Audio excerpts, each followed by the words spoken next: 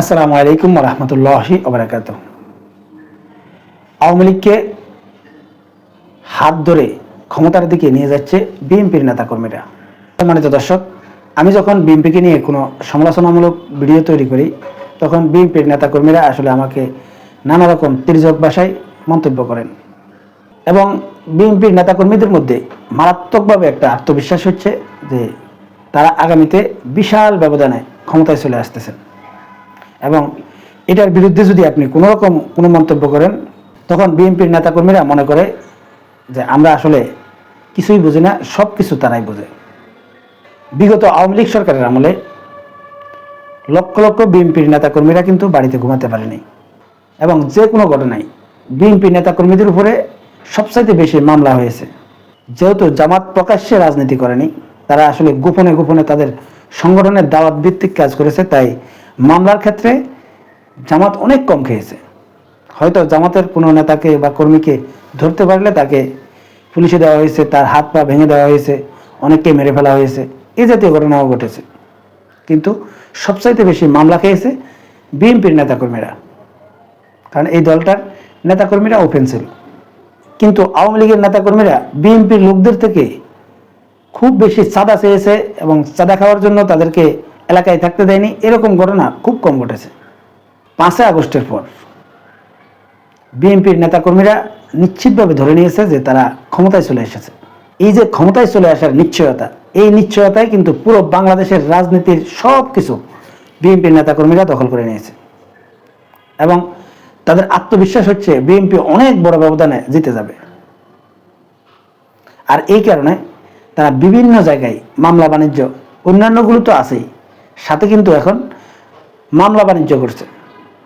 আওয়ামী লীগের সময় সবচাইতে বেশি দোষ দেওয়া হতো কাকে? পুলিশকে। মানে পুলিশ পুরো আওয়ামী লীগের নেতৃত্ব দিত। কিন্তু বর্তমানে কারা দিচ্ছে? এই যে মামলা বাণিজ্যগুলো হচ্ছে, এগুলো কারা দিচ্ছে? আমার নিজের চোখে দেখা অনেক লোককে কিন্তু মামলা দেওয়া হচ্ছে যারা আওয়ামী লীগের নেতাকর্মী ছিল এবং তাদেরকে বলা হচ্ছে সবার পোস্ট পজিশন অনুযায়ী যে 1 লক্ষ, 2 লক্ষ, 5 লক্ষ, 10 লক্ষ টাকা দাও এবং তোমার মামলা থেকে নামটা প্রত্যাহার করে নাও এবং আমাদের দলে তুমি উঠতে পারবে। এই যে বাণিজ্যটা, এটা কিন্তু ওপেন সিক্রেট। এখন যদি বিএনপির যেসব নেতাকর্মীরা আসলে আমাদেরকে তির্যক ভাষায় কমেন্টস করেন, তারা কি আসলে এই ঘটনাগুলো দেখেন না, নাকি না বুঝার ভান ধরে রয়েছেন, নাকি এই ঘটনাগুলো অসত্য? একটু বলেন তো। এই যে বিভিন্ন জায়গায় যে এই যে মামলা বাণিজ্যগুলো করা হচ্ছে, এই মামলা বাণিজ্য কাদের বিরুদ্ধে করা হচ্ছে? আওয়ামী লীগ নেতাকর্মীদের বিরুদ্ধে। এখন একটা পরিবারে 4 ভাই থাকলে সবাই কিন্তু আওয়ামী লীগ করে না, আবার সবাই বিএনপিও করে না। এখানে আওয়ামী লীগ, বিএনপি, জামাত সব দলই করে। এখন একটা লোককে যখন বিনা অপরাধে যখন মামলা বাণিজ্য করা হয় এবং তার থেকে চাঁদা চাওয়া হয়, তার আত্মীয় স্বজন সবাই কিন্তু এটা জানে যে আমার বিরুদ্ধে এরকম এরকম করতেছে, আমাকে এইভাবে এইভাবে টর্চার করতেছে। আর এটা যখন করে তখন যারা বিএনপিকে সমর্থন করত তারা কি আর বিএনপিকে সমর্থন করবে? এখন বিএনপির নেতাকর্মীরা মনে করেন আমরা অনেক বড় দল, আর বড় দল মানেই তাদেরকে পরাজিত করা অসম্ভব। বড় দল কারা? বড় দল তো আওয়ামী লীগও ছিল, বিএনপিও ছিল। 2001-এ আওয়ামী লীগ বড় দল হওয়ার পরেও চরমভাবে পরাজিত হয়নি।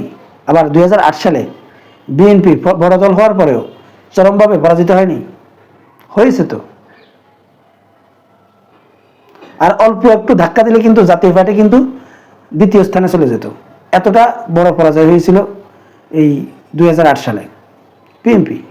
তাহলে এত আত্মবিশ্বাস নিয়ে যেসব বিএনপির নেতাকর্মীরা আসলে কমেন্টগুলো করেন বা আপনারা যে কর্মগুলো চালাচ্ছেন, আপনাদের একটু চিন্তা করা উচিত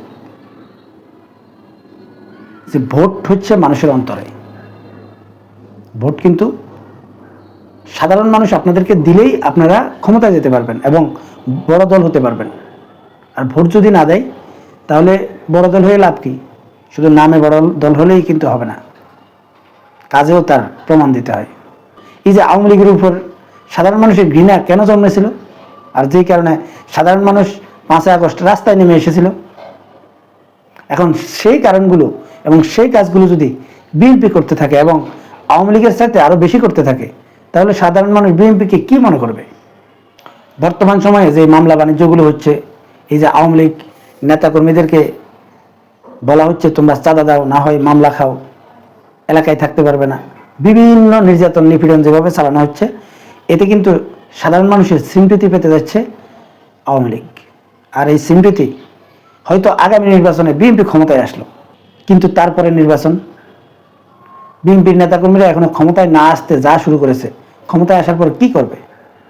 আর এরপরে নির্বাচনে আসলে কি হতে যাচ্ছে সেটা কি বিএনপি কখনো চিন্তা করছে? বিএনপির নেতাকর্মীরা যেসব কর্মকাণ্ডগুলো করছে, এই কর্মকাণ্ডগুলোর ফলে বিএনপি আওয়ামী লীগকে হাত ধরে টেনে ক্ষমতার দিকে নিয়ে যাচ্ছে।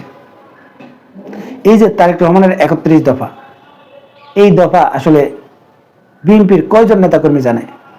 আমার কেন জানি মনে হচ্ছে যে বিএনপির নেতাকর্মীরা এই ৩১ দফা সম্পর্কে মোটেও জানে না। হয়তো উপজেলা লেভেলের যারা বিএনপির নেতারা রয়েছেন তারা হয়তো পড়ে দেখেছেন, কিন্তু মুখস্থ নেই। সাধারণ মানুষকে কি বলবে? তারেক রহমান প্রত্যেকটা ভিডিও বক্তব্যে বলছেন যে প্রত্যেকটা সাধারণ মানুষের কাছে আমাদের এই ৩১ দফা পৌঁছে দাও। আর বিএনপির নেতাকর্মীরা সে ৩১ দফা সম্পর্কে যদি নিজেরাই না জানে, তাহলে সাধারণ মানুষকে কি বলবে? বিএনপির হাইকমান্ডের উচিত এখন যারা কমিটিতে আছে প্রত্যেককে ডেকে এনে চেক করা উচিত যে ৩১ দফা সম্পর্কে তাদের নেতাকর্মীরা বা তাদেরকে যারা কমিটি বানাচ্ছে, এই যে পাড়া মহল্লায় কমিটি দিচ্ছে, এই লোকগুলো এই ৩১ দফা সম্পর্কে জানে কিনা সেটা চেক করে নেওয়া, এবং যারা মুখস্থ বলতে পারে তাদেরকেই কমিটিতে রাখা উচিত, আর বাকিদেরকে কমিটি থেকে বের করে দেওয়া উচিত। এছাড়া এই বিএনপির নেতাকর্মীরাও এই ৩১ দফা সম্পর্কে জানবে না, আর সাধারণ মানুষের কাছে তারা পৌঁছাবে কিভাবে? সম্মানিত দর্শক, আসলে কথাগুলো বললাম এই কারণে যে আমরা একটা সুন্দর বাংলাদেশ দেখতে চাই, যে বাংলাদেশে প্রতিহিংসার রাজনীতি থাকবে না। আওয়ামী লীগের আমলে যেই কর্মকাণ্ডগুলো হয়েছে, এই কর্মকাণ্ডগুলোকে আমি যেরকম ঘৃণা করতাম, আর বর্তমান সময়ে যে কর্মকাণ্ডগুলো হচ্ছে এই কর্মকাণ্ডগুলোকেও আমি সেরকম ঘৃণা করি। এবং আমি মনে করছি যে বাংলাদেশে এই যে সাধারণ ছাত্ররা যেই উদ্দেশ্য নিয়ে আসলে আওয়ামী লীগের উপর ঝাঁপিয়ে পড়েছিল এবং আওয়ামী লীগকে বাংলাদেশ থেকে বিতাড়িত করেছে, তাদের সেই স্বপ্ন কখনো পূরণ হবে না যদি বর্তমান যেই সিস্টেমে আসলে বাংলাদেশের রাষ্ট্র চলতেছে। একটা দল থেকে আরেকটা দলের কাছে শুধু ক্ষমতা পাল্টালেই আসলে দেশ পরিবর্তন হয় না। আমাদেরকে আমাদের চিন্তাধারাকে পরিবর্তন করতে হবে, এবং কে কোন দল করে সেটা বিষয় নয়। কেউ যদি অপরাধ করে অবশ্যই তাকে আমরা আইনের আওতায় নিয়ে যাব এবং সে বিচারের মুখোমুখি হবে। কিন্তু কেউ যদি নিরপরাধ থাকে, তাকে যদি আইনের আওতায় নিয়ে যাওয়া হয় এবং তার উপরে যদি জুলুম নির্যাতন করা হয়, তাহলে এই সমস্যা কখনো শেষ হবে না এবং অপরাধও কখনো শেষ হবে না, বরঞ্চ অপরাধ আরও বাড়তে থাকবে। দর্শক, আমি কি বোঝাতে চেয়েছি আশা করি বুঝতে পেরেছেন। আল্লাহ হাফেজ।